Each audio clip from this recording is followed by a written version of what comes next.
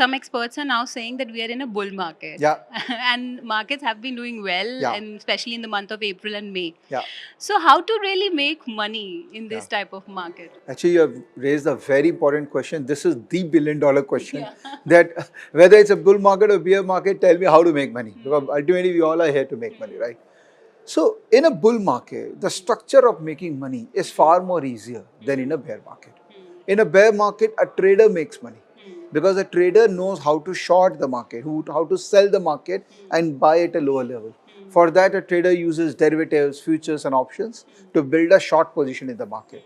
But in a bull market, all you need is cash. Because when you go into the market and buy shares in cash segment, you need to give them money, right? And all of us have money. All of us may not have shares to sell, but all of us have money. So currently the structure of Indian market, or for that matter now global equity market, has gone into the bull market because it is a function of the interest rates. Because interest rates have kind of plateaued now and it is expected that it will go down in coming 1 to 2 years, market is very dynamic. So market is saying that because interest rates will go down, I want to go up. So that's why there's a bull market. So everything is so related, the business cycle, the interest rate cycle and the market expectation, everything is so related.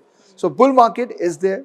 My simple benchmark of bull market is whenever Nifty trades above 200-day moving average, okay, that means the market is positive, okay. So the 200-day moving average is around say 17,000 odd. Now the market is around 18,200, so it's a bull market.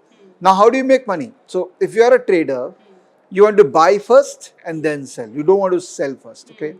If you are an investor, you keep on building your portfolio by regular SIP.